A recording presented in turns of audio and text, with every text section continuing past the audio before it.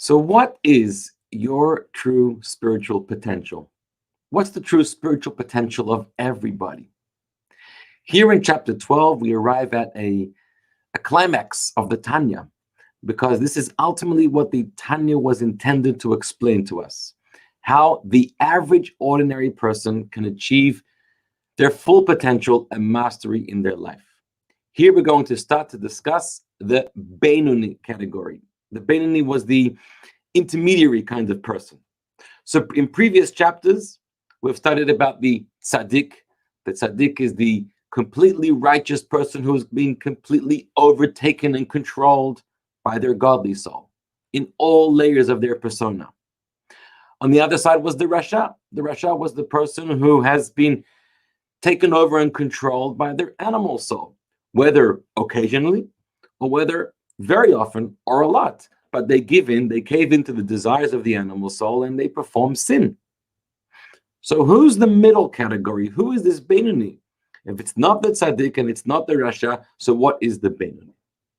The Alter Rebbe says, the Benoni is somebody who internally, their two souls, the godly soul and the animal soul, are still raging a fierce battle within them.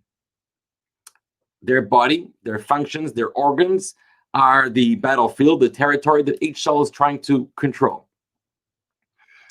However, their animal soul that is raging a fire within them never becomes powerful enough to influence and to control their functional behavioral side of their three garments: the garments of thoughts, speech, and actions.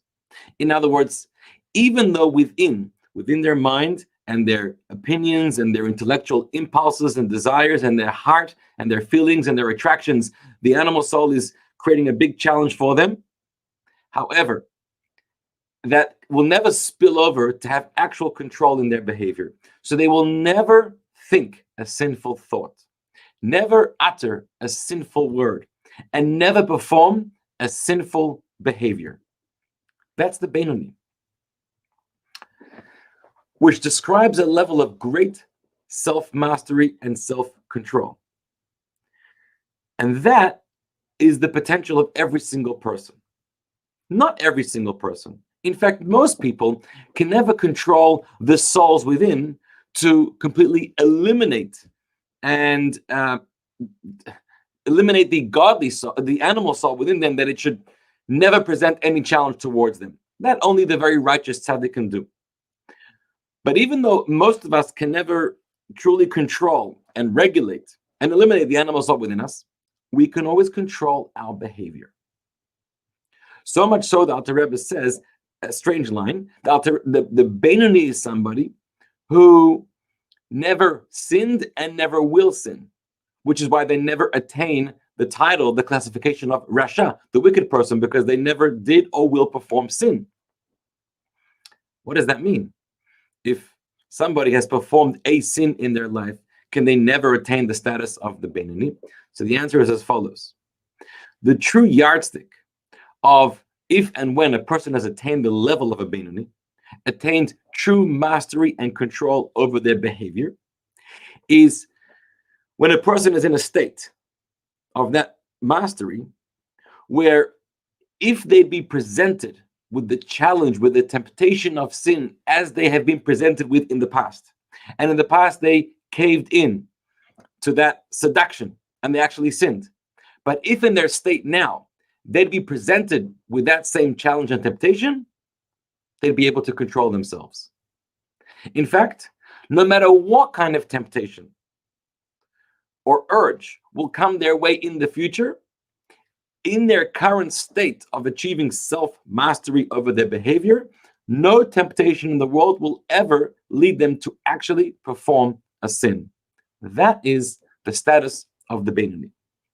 But it's not a tzaddik, they're not the saint, the perfect saint, because within them, the animal soul is raging a fiery battle. And so there's always going to be an urge, an inclination, a desire to potentially sin, but then you'll be able to control it. So with your behavior, it's easy to control what you do, what you don't do.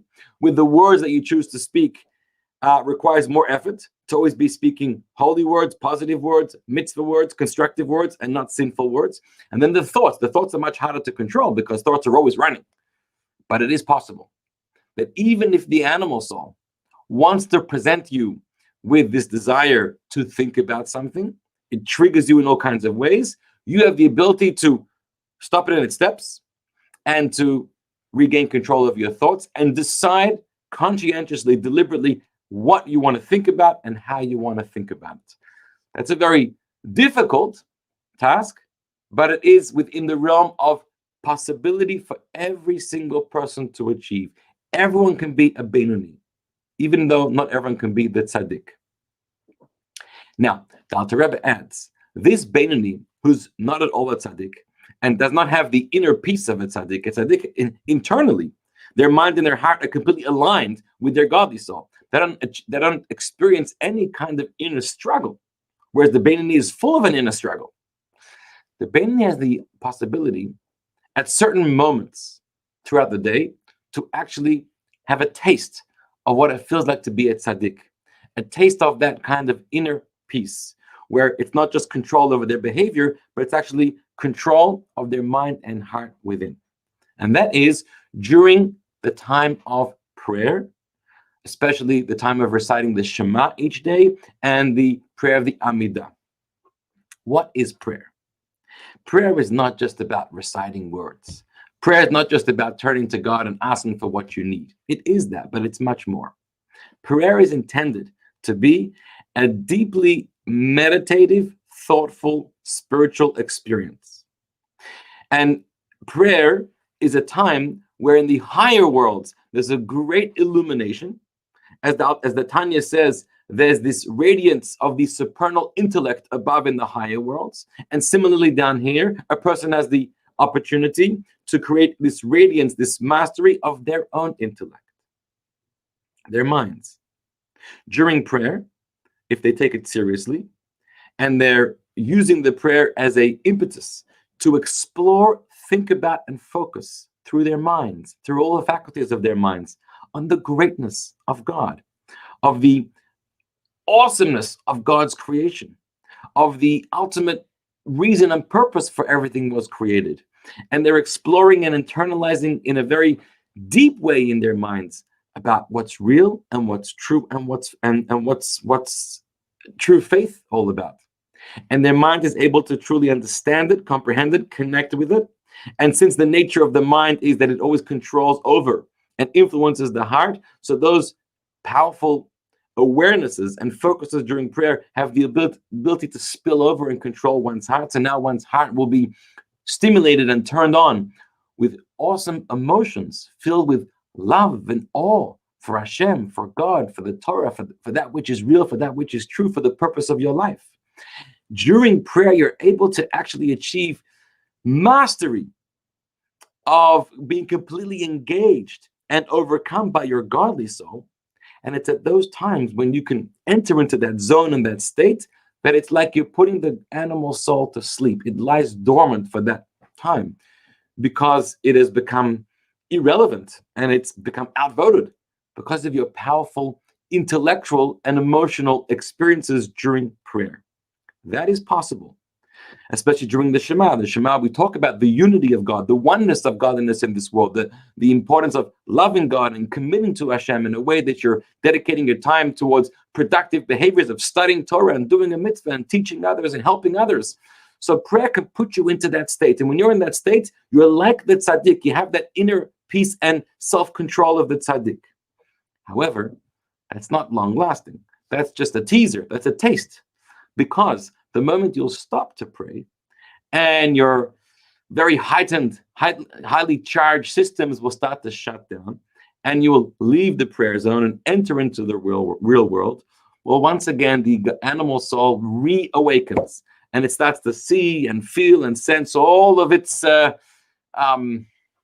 territory around you in this world, and all of those experiences which come your way will start once again to trigger the animal soul to want, to desire, to urge things that are inappropriate or for selfish, bestial reasons and impulses. And it's at that time that the struggle, the battle once again returns to the Benoni. And again, you have to work hard to achieve the self-control and mastery of your behavior, which is potential and possible for every single person to achieve.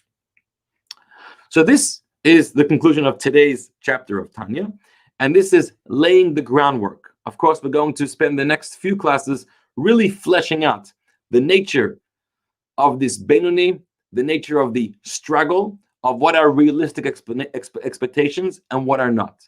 But what we've come to learn is, whereas the average person may think, well, someone who makes no mistakes at all is the righteous tzaddik. And someone who makes a few mistakes, it would be the Benoni. And someone who makes many mistakes would be the Rasha. The Tanya paradigm of the spiritual thought and path, as explained in the Chabad Hasidic teachings, has a very different explanation about that. Someone who doesn't make any mistakes at all is not necessarily a tzaddik. The Benoni is someone who makes no mistakes at all, because that is a sign of true mastery over one's behavior. But it's just mastery over behavior. That's not a tzaddik. The tzaddik is a description of somebody who has achieved mastery from within. Their intellectual and emotional state are completely regulated by the godly soul without any challenge. But so long as within you have this fierce battle of identity, battle of desire, battle of who you are, what you want, where you want to be, that is not a tzaddik anymore.